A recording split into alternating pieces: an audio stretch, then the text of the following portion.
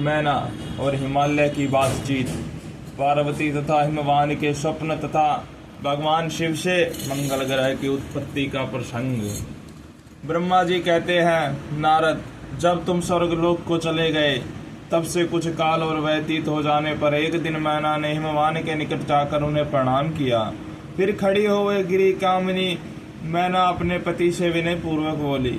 मैना ने कहा, प्राणनाथ, उस दिन नारद मुनि ने जो बात कही थी उसको स्त्री स्वभाव के कारण मैंने अच्छी तरह नहीं समझा। मेरी तो यह प्रार्थना है कि आप कन्या का विवाह किसी सुंदर वर के साथ कर दीजिए। वह विवाह सर्वथा पूर्व सुख देने वाला होगा। गिरिराज का वर शुभ लक्षणों से संपन्न और कुलीन होना चाहिए। मेरी बेटी मुझे प्राणों से भी अधिक प्रिय है। वह उत्तम वर पाकर जिस प्रकार भी प्रसन्न और सुखी हो सके वैसा कीजिए। आपको मेरा नमस्कार है। ऐसा कहकर मैना अपने पति के चरणों में गिर पड़ी। उस समय उनके मुख पर आंसुओं की धारा बह रही थी। प्राज्ञ शिरोमणि हिमवान ने उन्हें उठाया और यथावत समझाना आरंभ किया। हिमालय बोली, देवी मैना, मैं यथार्थ और तत्व की बात बताता हूँ, सुनो। भ्रम छोड़ो, मुनि की बात कभी झूठी नहीं हो सकती। यदि बेटी पर तुम्हें स्नेह है तो उसे सादर शिक्षा दो कि वह भक्ति पूर्वक सुस्थिर चित्त से भगवान शंकर के लिए तप करे। मैन के यदि भगवान शिव प्रसन्न होकर काली का पानी ग्रहण कर लेते हैं तो सब शुभ ही होगा। नारद जी का बताया हुआ अमंगल या शुभ नष्ट हो जाएगा। शिव के समीप सारे अमंगल सदा मंगल रूप हो जाते हैं। इसलिए तुम पुत्री को शिव की प्राप्ति के लिए तपस्या करने की शीघ्र शिक्षा दो। ब्रह्मा जी कहते हैं, नारद, हिमवान की यह बात सुनकर मैना को बड़ी प्रसन्नता हुई। वे तपस्या से रुचि उत्पन्न करने के लिए पुत्री को उपदेश देने के निमित्त उनके पास गई, परंतु बेटी के सुकुमार अंग पर दृष्टिपात करके मैना के मन में बड़ी व्यथा हुई। उनके दोनों नेत्रों में तुरंत आंसू भर आए। फिर तो गिरिप्रिया मैना ने अपने पुत्र को उपदेश देने की शक्ति नहीं रह गई। अपनी माता की उस चेष्टा को पार्वती जी शीघ्र ही ताड़ गई। तब वे सर्वज्ञ परमेश्वरी कालिका देवी माता को बारंबार आश्वासन दे तुरंत बोली। पार्वती ने कहा, माँ, तुम बड़ी समझदार हो, मेरी यह बात सुनो। आज पिछली रात्रि के समय ब्रह्म मुहूर्त में मैंने एक स्वप्न देखा, उसे बताती हूँ।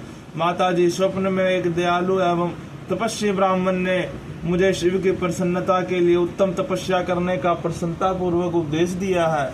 नारद, यह सुनकर मेनका ने शीघ्र अपने पति को बुलाया और पुत्री के देखे हुए स्वप्न को पूर्णतः कह सुनाया। मेनका के मुख से पुत्री के स्वप्न को सुनकर गिरिराज हिमालय बड़े प्रसन्न हुए और अपनी प्रिय पत्नी को समझाते हुए बोले। गिरिराज ने कहा, प्रिय, पिछली रात में मैंने भी एक स्वप्न देखा। मैं आदर पूर्वक उसे बताता हूँ, तुम प्रेम पूर्वक उसे सुनो। एक बड़े उत्तम तपस्वी थे। नारद जी ने वर के जैसा लक्षण बताए थे, उन्हीं लक्षणों से युक्त शरीर को उन्होंने धारण कर रखा था। वे बड़ी प्रसन्नता के साथ मेरे नगर के निकट तपस्या करने के लिए आए। उन्हें देखकर मुझे बड़ा हर्ष हुआ और मैं अपनी पुत्री को साथ लेकर उनके पास गया। उस समय मुझे जाता देख ज्ञात हुआ कि नारद जी की ने बताए हुए वर भगवान शंभु यही है। तब मैंने उन तपस्वी की सेवा के लिए अपनी पुत्री को उपदेश देकर उनसे भी प्रार्थना की कि वे उसकी सेवा स्वीकार करे, परंतु उस समय उन्होंने मेरी बात नहीं मानी। इतने में ही वहाँ सांख्य और वेदांत के अनुसार बहुत बड़ा विवाद छिड़ गया। तदंतर उनकी आज्ञा से मेरी बेटी वहीं रह गई और अपने हृदय में उन्हीं का कामना करने रखकर भक्ति पूर्वक उनकी सेवा करने लगी। सुमुखी, यही मेरा देखा हुआ स्वप्न है जिसे मैंने तुम्हें बताया है। अतः प्रिय, मैंने कुछ काल तक इस स्वप्न के फल की परीक्षा या प्रतीक्षा करनी चाहिए।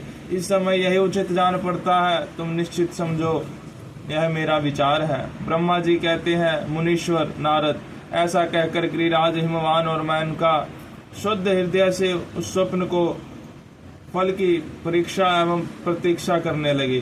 देव ऋषि शिव भक्ति शिरोमणि भगवान शंकर का यश परम पावन मंगलकारी भक्तिवर्धक और उत्तम है। तुम इसे आदर पूर्वक सुनो।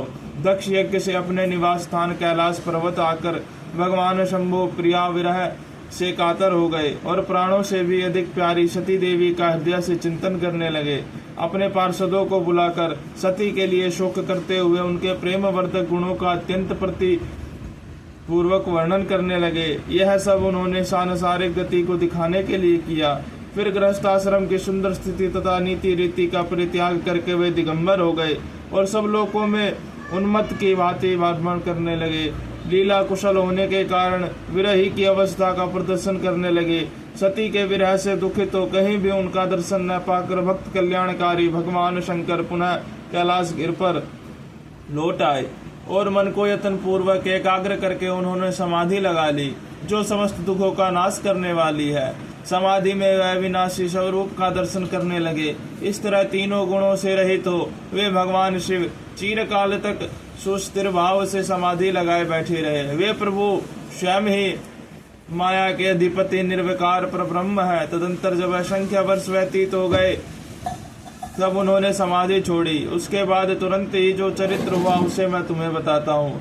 भगवान शिव के ललाट से उस समय श्रम जनित पसीने की एक बूंद पृथ्वी पर गिरी और तत्काल एक शिशु के रूप में परिणत हो गई। मुने उस बालक के चारों भुजाएं थी, शरीर की कांति लाल थी और आकार मनोहर था।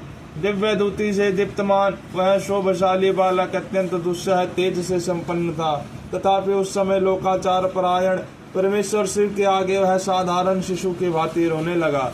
यह देख पृथ्वी भगवान शंकर से भयमान उत्तम बुद्धि से विचार करने के पश्चात सुंदरी स्त्री का रूप धारण करके वहीं प्रकट हो गई। उन्होंने उस सुंदर बालक को तुरंत उठाकर अपनी गोद में रख लिया और अपने ऊपर प्रकट होने वाले दूध को उसे स्तन्य के रूप में उसे पिलाने लगी। उन्होंने स्नेह से उसका मुंह चूमा और अपना हे बालक मान हंस हंस कर उससे खेलने लगी। परमेश्वर शिव का हित साधन करने वाली पृथ्वी देवी सच्चे भाव से स्वयं उसकी माता बन गई। संसार की सृष्टि करने वाले परम कौतुकी एवं विद्वान अंतर्यामी शंभु वह चरित्र देखकर हंस पड़े और पृथ्वी को पहचान कर उनसे बोले, धरिणी तुम धन्य हो, मेरे इस पुत्र को प्रेम पूर्वक पालन करो। यह श्रेष्ठ शिशु मुझ महा तेजस्वी शंभु के श्रम जल पसीने से तुम्हारे ही ऊपर उत्पन्न हुआ है। वसुदे यह प्रियकारी बालक यद्यपि मेरे श्रम जल से प्रकट हुआ है तथापि तुम्हारे नाम से तुम्हारे ही पुत्र के रूप में इसकी ख्याति होगी। यह सदा त्रिविध तापों से रहित होगा, अत्यंत गुणवान और भूमि देने वाला होगा। यह मुझे भी सुख प्रदान करेगा, तुम इसे अपनी रुचि के अनुसार ग्रहण करो। ब्रह्मा जी कहते हैं, नारद ऐसा कहकर भगवान शिव चुप हो गए। उनके हृदय में विरह का प्रभाव कुछ कम हो गया। उनमें विरह क्या था, वे लोकाचार का पालन कर रहे थे। वास्तव में सत्पुरुषों के प्रिय श्री रुद्रदेव निर्विकार परमात्मा ही है। शिव की उपयुक्त आज्ञा को शिरोधार्य करके पुत्र सहित पृथ्वी देवी शीघ्र ही अपने स्थान को चली गई। उन्हें अत्यंत सुख मिला। वह बालक भौम नाम से प्रसिद्ध हो युवा होने पर तुरंत काशी चला गया और वहां उसने दीर्घ काल तक भगवान शंकर की सेवा की। विश्वनाथ जी की कृपा से ग्रह की पदवी पाकर वे भूमि कुमार शीघ्र श्रेष्ठ एवं दिव्य लोक में चले गए, जो शुक्र लोक से परे है।